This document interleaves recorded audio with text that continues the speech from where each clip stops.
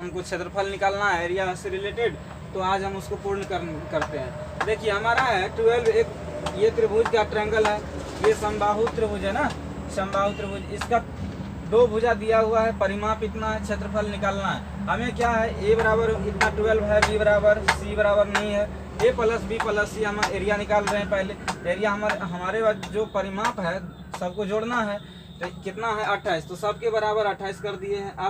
अब c बराबर नहीं है था, तो c इक्वल टू हमने कितना लिया, टोटल में से इसको घटाए हैं, तो हमारा c का वैल्यू निकल गया। c का वैल्यू जब निकल गया तो हम किए क्या, सेमी पैरीमीटर्स यानी अर्ध परिमाप निकालने का कोशिश करते हैं। सेमी पैरीमीटर्स निकाल लेते हैं, तो हमारा हो गया s equal to a plus b plus c by 2। अब इतना क्यों हम सोल्व अगर करते हैं तो ये 14 आता है। 14 आने से अब हम हीरोन सूत्र का प्रयोग करेंगे। सूत्र प्रयोग करने से पहले यही काम हम अलग में कर लेते हैं, ताकि हमें जल्दी ज़्यादा लंबा न जाना पड़े। तो हमारा कितना 14 से हम a का वैल्यू घटाएं तो इतना आया।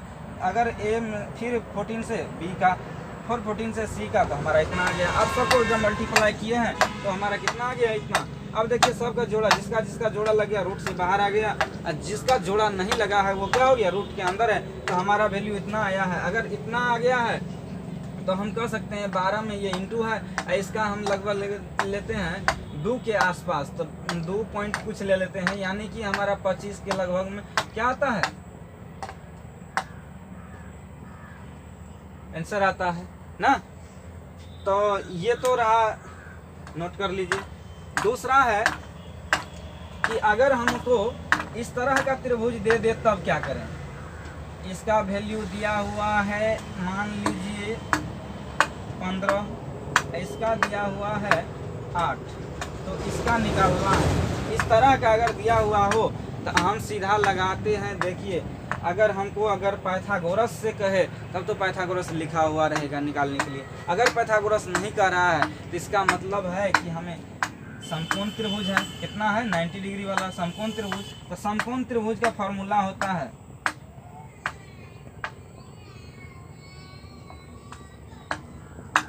होता है 1/2 आधार गुना ऊंचाई। तो आधार हमारा है कितना, आधार गुना ऊंचाई ना, आधार दे दो पहले, आधार 8 हुआ, इसके बाद है 15, तो हमारा कितना हो गया, 2 से 4 बार में कट गया, 15 चौके 60 ना।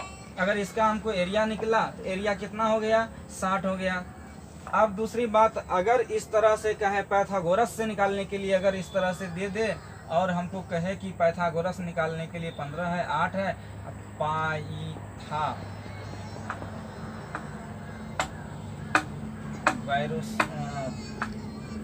से, तो हम क्या करेंगे, पहले हमारा ये क्या है, ये कर्ण है ना, ये कर्ण है, यानी h कहते हैं। h इक्वल टू होता है रूट अंडर, अब 15 का स्क्वायर करें, अब प्लस कितना का 8 का स्क्वायर करें, तो हमारा हो गया यहाँ पर 15 का स्क्वायर 225, अब प्लस 8 का स्क्वायर 64, तो हमारा हो जाता है 225 64 289। और 289 का वर्ग अगर हम 17 को वर्ग करते हैं तो कितना आता है, तो यानी कि 17 गुने 17 हमारा आ गया, तो 2 का 1 बोलेंगे 17, तो हमारा ये भुजा जो h बराबर कितना आ गया 17।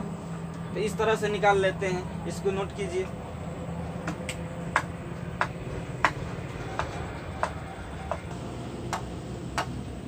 अब देखिए हम लोग आते हैं कि वृत्त से संबंधित,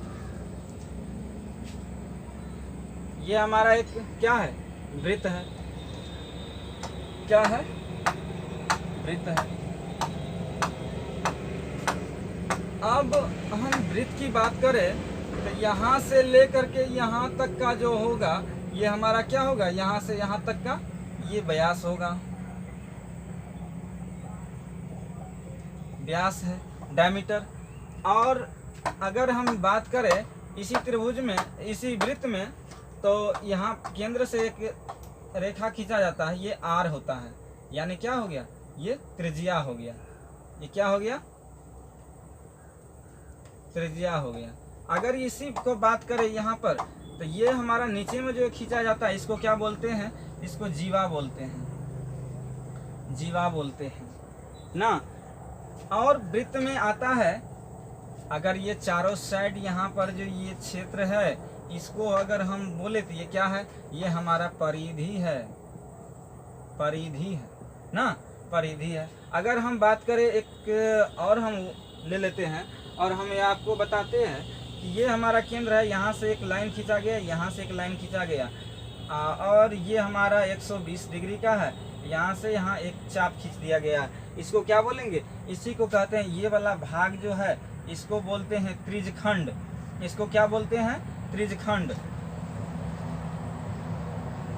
त्रिज्यखंड बोलते हैं। और दूसरी अगर हम बात करें कि इसको, ये वाला क्षेत्र जो होता है ये क्या है, ये क्या है, ये इसको बोलते हैं लघु,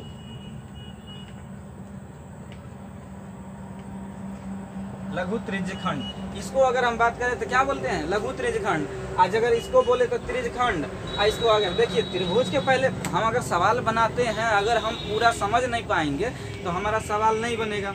हमको एक एक चीज़ को पहले समझना होगा, किसके बारे में निकालना है, क्या सवाल में कह रहा है। वैसे तो अगर हमको दे दिया जाए तो हम लोग जोड़ जाड़ के निकाल लेंगे, लेकिन हमको ये है कि अगर लैंग्वेज में दे दिया तब तो हम नहीं समझ पाएंगे। लैंग्वेज में समझने के लिए इस सारी बातों को क्या होगा, समझना होगा, उसके बाद हमको इस पर जाना होगा। अब देखिए, वृत्त है, ये व्यास डायमीटर है, ये रेडियस हो गया, ये हमारा क्या हो गया, टोटल जो ये साइड वाला होता है ये परिधि हो गया। इसके बाद पेरीमीटर ये हो गया जीवा ना। ये अगर बोले तो ये हमारा सेक्टर आता है त्रिज्यखंड। उसके बाद अगर लघु मतलब छोटा कहा जाए तब क्या करेंगे, ये है। तो अगर हमको कहीं बोल दिए इसका त्रिभुज, इसका इस टाइप से दिया हुआ हो, इस टाइप से दिया हुआ हो, इस टाइप से, तो इस तरह से हम सवाल देखते हैं। चलिए आते हैं हम सवाल पे। एक हमारा वृत्त है, इस वृत्त का हमको रेडियस जो है ना, r बराबर है हमारा 4 या r बराबर हम 7 ले लेते हैं। r बराबर कितना लेते हैं, 7। तो हमें कहा कि वृत्त का क्षेत्रफल, वृत्त का क्षेत्रफल निकालें ना। तो निकालें, क्या निकालेंगे, तो वृत्त का क्षेत्रफल क्या होता है,